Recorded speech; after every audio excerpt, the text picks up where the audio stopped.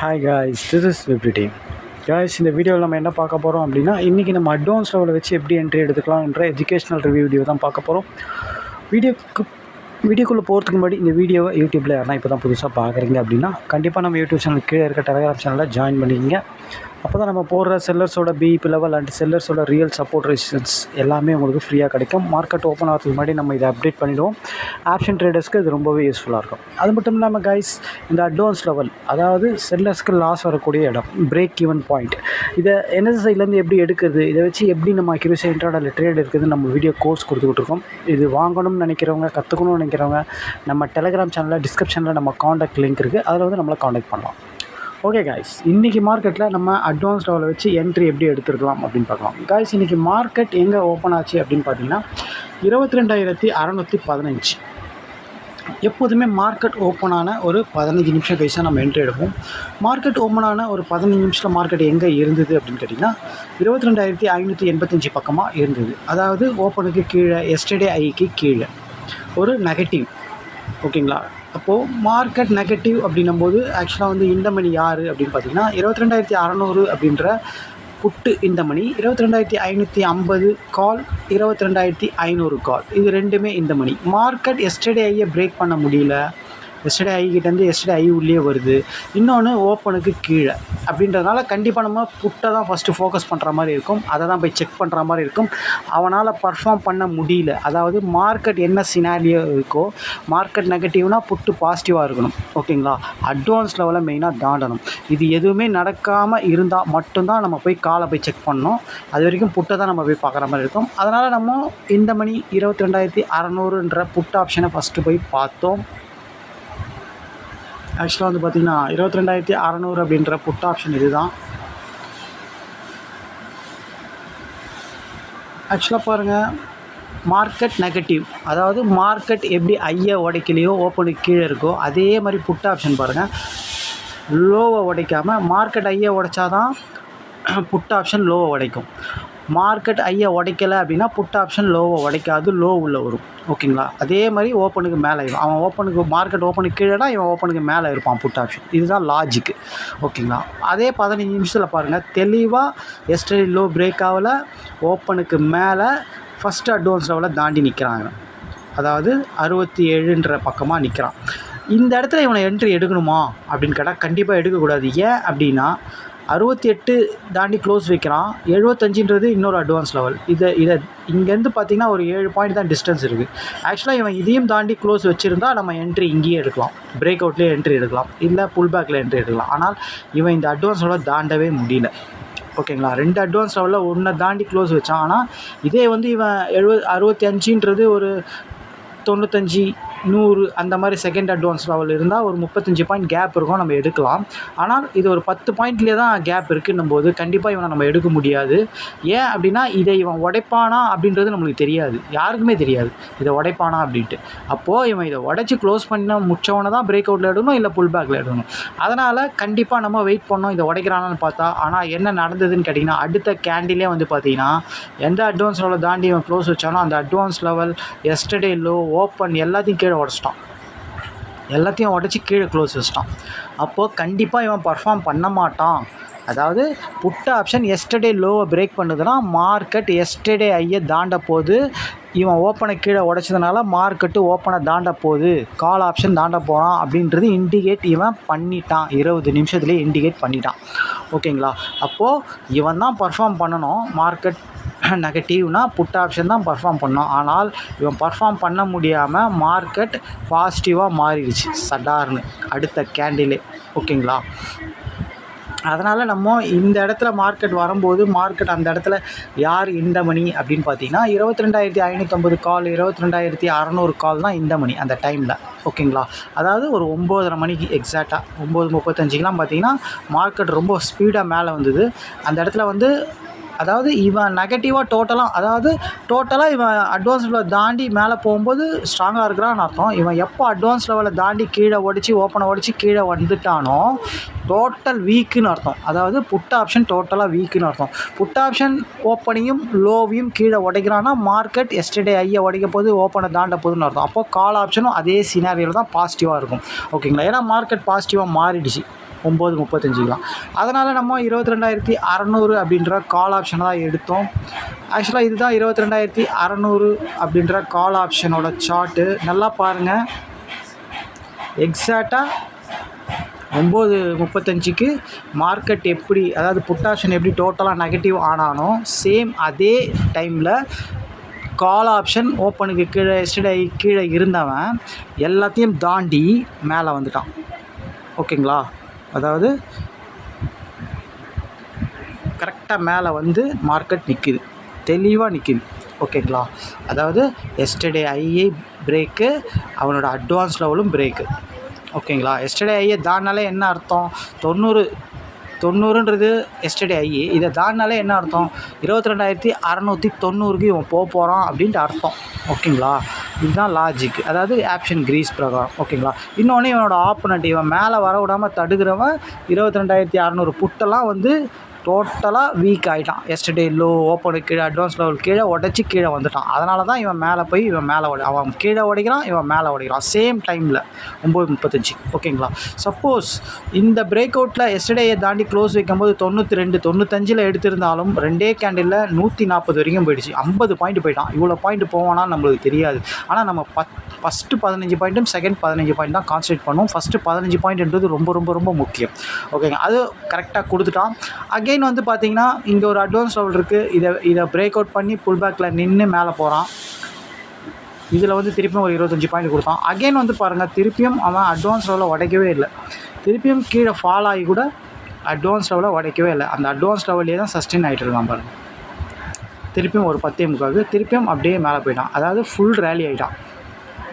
ஓகேங்களா, இப்போது இந்த மாதிரி சிச்சுவேஷனில் இவன் அட்வான்ஸோட தாண்டிட்டு புல் பேக் இங்கே வரான் அப்படின்னா இவன் ஆப்போனண்ட் வீக்காக இருந்தால் தான் ரெண்டாவது எடுக்கணும். அதாவது அந்த டைமில் மார்க்கெட் எங்கே இருக்கோ அங்கே இருக்கிற புட் ஆப்ஷன் வீக்காக இருக்கணும். வீக் மீன்ஸ் அவன் லெவலை கீழே உடச்சிக்கிட்டே போனோம், இவன் மேலே உடச்சிக்கிட்டே போனோம். இதான் லாஜிக்கு.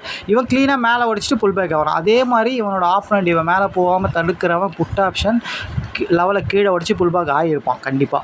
அந்த மாதிரி இருந்தால் தான் அவன் வீக்காக இருக்கிறான், நம்ம இவனை புல் பேக்கில் எடுக்கலான்னு அர்த்தம். அடுத்தடுத்த என்ட்ரி நம்ம எடுக்கணும் அப்படின்னா எந்த டைமில் நீங்கள் எடுத்தாலும் சிம்பிளான லாஜிக்கு. காலை நீங்கள் எடுக்கிறீங்கன்னா புட்டு லெவலை கீழே உடச்சி க்ளோஸ் வைக்கணும், இல்லை கீழே உடச்சி இப்போ பிரேக் அவுட் ஆகி கீழே உடந்து மேலே போய் புல் பேக் ஆகும், இவன் மேலே உடச்சி கால் ஆப்ஷன் புல் பேக் ஆகும். இதுதான் லாஜிக்கு. ஓகேங்களா, அது மாதிரி இருக்குதான்னு கேட்டால் கண்டிப்பாக அப்படி தான் இருந்தது. அதனால தான் மார்க்கெட் எங்கேயுமே ரிவர்ஸ் ஆகலை. இன்னொன்று, மார்க்கெட் நல்லா பாசிட்டிவ் ஆகிடுச்சு, எந்த ரெசிஸ்டன்ஸ்லுமே மார்க்கெட் நிற்கலை. மார்க்கெட் ஒரு ரெசிஸ்டன்ஸில் திரும்பணும் அப்படின்னா கண்டிப்பாக பர்ஃபார்ம் பண்ணுற கால் ஆப்ஷன் வீக் ஆகணும். வீக் மீன்ஸ் இவன் லெவலை கீழே உடச்சி வரணும். அப்போ தான் நம்ம அங்கே இருக்கிற புட் ஆப்ஷனை ரிவர்ஸ் என்ட்ரிக்கு ட்ரை பண்ணுவோம். ஓகேங்களா, ஆனால் இந்த இடத்துல எங்கேயுமே அட்வான்ஸ் லெவலில் இவன் கீழே உடைக்கவே இல்லை, மேலே தான் உடச்சிக்கிட்டே போகிறான். அதனால் எங்கேயுமே ரிவர்ஸ் ஆகலை. அதாவது கால் ஆப்ஷன் வீக்காக இருந்தால் தான் ரிவர்ஸ் என்ட்ரி ஆகும். மார்க்கெட் மேலே போயிட்டுருக்குன்னா கால் ஆப்ஷன் வீக் ஆகணும். வீக் ஆனால் தான் மார்க்கெட் ரிவர்ஸ் ஆகும். ஓகேங்களா, அப்போ தான் ரெசிஸ்டன்ஸில் மார்க்கெட் ரெஸ்பெக்ட் பண்ணும்.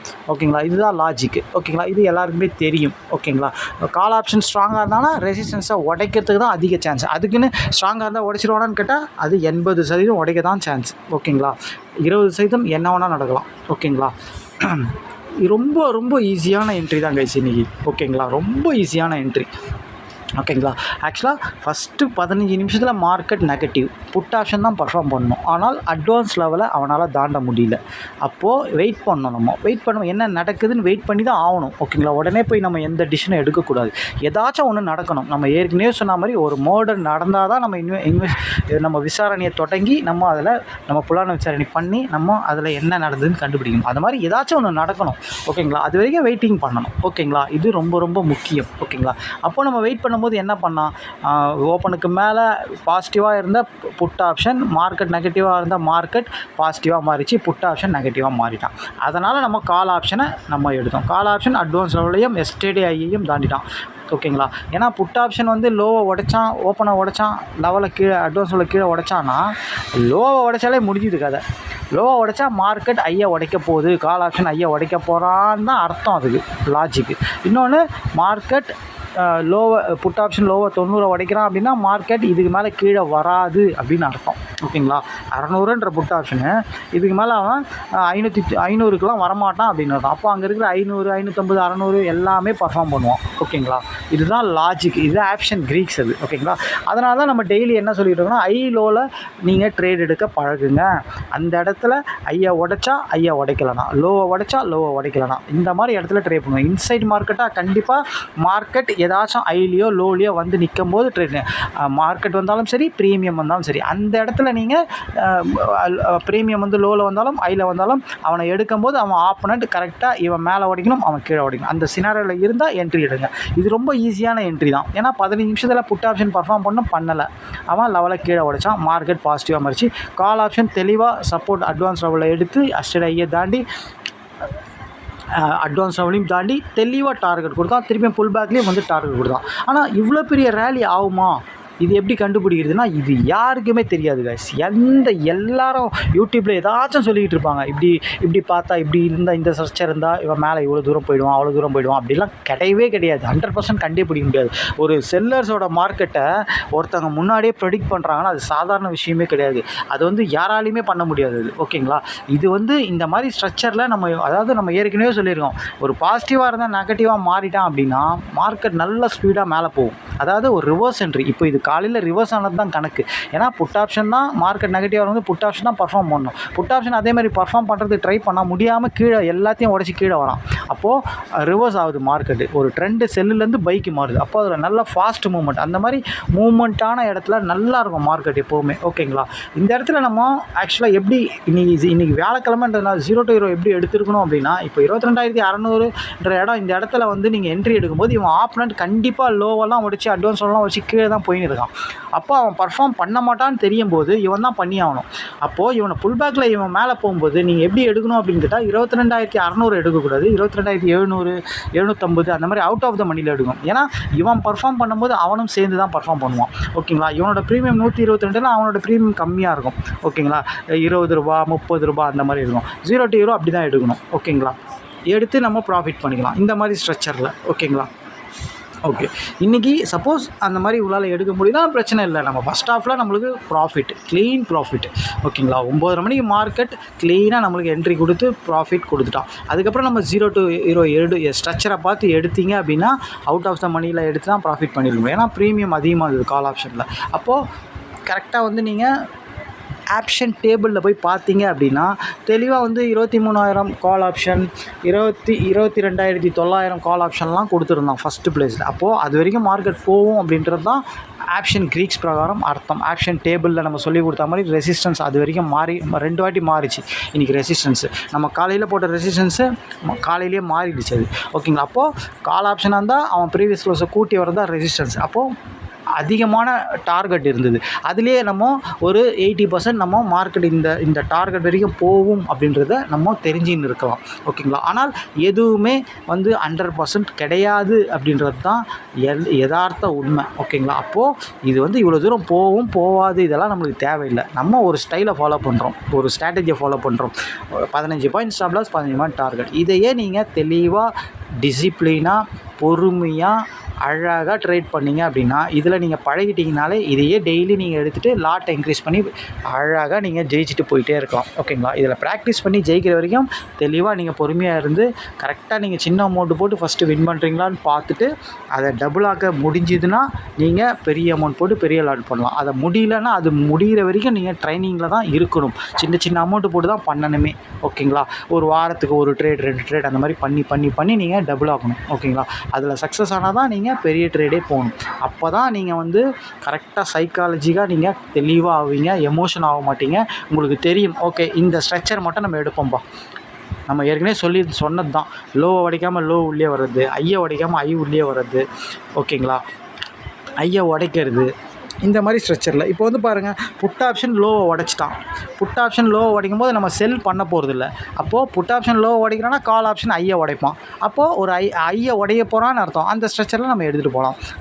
ஓகேங்களா? சிம்பிளான விஷயம். அதே மாதிரி ஒரு ஒரு ஐயை உடைக்காமல் ஐ உள்ளே மார்க்கெட் வருது அப்படின்னா, கால் ஆப்ஷன் ஐயை உடைக்காமல் ஐ உள்ளே வரான் அப்படின்னா, அப்போ அங்கே இருக்கிற புட் ஆப்ஷன் தான் பர்ஃபார்ம் பண்ண போகிறான். அப்போ அங்கே இருக்கிற புட் ஆப்ஷன் நம்ம எடுத்துகிட்டு ப்ராஃபிட் பண்ணலாம். இது ரொம்ப ரொம்ப ஈஸியான ஸ்ட்ரக்சர் தான் இது. இதை நீங்கள் ஆனால் அட்வான்ஸ் லெவல் தெரியணும் உங்களுக்கு. ஓகேங்களா? அட்வான்ஸ் லெவலில் வச்சு நீங்கள் அந்த இடத்துல தெளிவாக பிளான் பண்ணி எடுத்துக்கலாம். ஓகேங்களா? இன்சைட் மார்க்கெட்டாக ரொம்ப ஈஸி. ஓகேங்களா? ப்ரீமியமோ இல்லை மார்க்கெட்டோ ஐயில் லோவில் வரும்போது ட்ரேட் எடுத்து ப்ராஃபிட் பண்ணிக்கலாம். ஏன்னா இருக்கிற மார்க்கெட்டு 3 மார்க்கெட் தான். ஒன்று பையில் மேலே போடுது, இல்லை செல்லில் கீழே வருது, இல்லை ரேஞ்ச் ஆகுது. இதை நீங்கள் ஈஸியாக கண்டுபிடிச்சி பண்ணலாம். அது ப்ரீமியம் உங்களுக்கு தெளிவாக சொல்ல போகுது. கால் ஆப்ஷன் பர்ஃபார்ம் பண்ண போகிறோன்னா, புட் ஆப்ஷன் பர்ஃபார்ம் பண்ண போகிறோம். நம்ம ஐ லோவில் இருக்கும்போது எடுக்க போகிறோம். ரேஞ்சில் இருக்கும்போது எப்படி எடுக்க போகிறோம்னா நம்ம சொல்லி கொடுத்துருவோம். ஓகேங்களா? இதை தெளிவாக பார்த்து தெளிவாக ப்ராக்டிஸ் பண்ணுங்கள். ஓகேங்களா? இந்த ஸ்ட்ராட்டஜியை தான் நம்ம ஒரு வீடியோ கோர்ஸாக கொடுக்குறோம். ஓகேங்களா? அதாவது அட்வான்ஸ் லெவல் எப்படி எடுக்கிறது, இதை வச்சு எப்படி அக்யூரேசியாக ட்ரேட் எடுக்கிறது தான் நம்ம வீடியோ கோர்ஸ் கொடுக்குறோம். இது வாங்கணும் நினைக்கிறவங்க கண்டிப்பாக நம்ம டெலகிராம் சேனல் டிஸ்கிரிப்ஷனில் நம்ம காண்டாக்ட் லிங்க் இருக்குது, அதில் வந்து கான்டெக்ட் பண்ணுவோம். இது வாங்குறவங்களுக்கு நம்ம ஸ்டாக் ஆப்ஷன் வீடியோவும் தரும். இது ரெண்டுமே ரொம்ப ரொம்ப கம்மி ப்ரைஸில் தான் கொடுக்குறோம். ஓகேங்களா? வெளியிலலாம் பார்த்தீங்கன்னா 20,000 ஸ்டார்டிங் ப்ரைஸே ஆப்ஷன் ஸ்ட்ராட்டஜி. ஓகேங்களா? ரொம்ப மட்டமான ஸ்ட்ராட்டஜி அந்த ரேட்டுக்கு எல்லாருமே சேல்ஸ் பண்ணுறாங்க, கற்றுக் கொடுக்குறாங்க. நம்ம வந்து எல்லாருமே பெனிஃபிட் ஆகணும், இதில் பயன் அடையணும் அப்படின்ட்டு தான் ரொம்ப ரொம்ப லோ ப்ரைஸில் ஒரு சாதாரண இன்வெஸ்டர் ஒரு 5,000 ரூபாய் வச்சுன்னு ஒருத்தர் ட்ரேட் பண்ணுறாருன்னா அவர் கூட இந்த ஸ்ட்ராட்டஜியை காசு கொடுத்து வாங்கக்கூடிய ஒரு விலையில் தான் வச்சுருக்கோன்றத இந்த இடத்துல நம்ம பதிவு செய்கிறோம். இதை யூஸ் பண்ணிக்கங்க.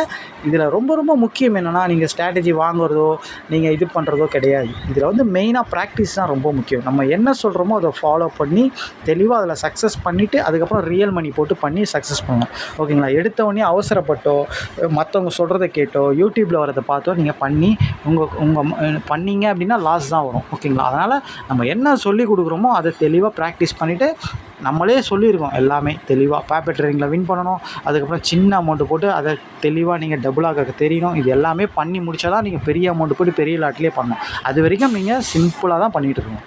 ஓகேங்களா? ஒரு வாரத்துக்கு ஒரு ட்ரேட் 2 ட்ரேட் அந்த மாதிரி தான் பண்ணணும். ஓகேங்களா? மேக்ஸிமம் 1 மாதம் 2 மாதம் தான் பழக போகிறீங்க. அதுக்கப்புறம் லைஃப் லாங் நீங்கள் இதில் சம்பாதிக்கலாம். ஓகேங்களா?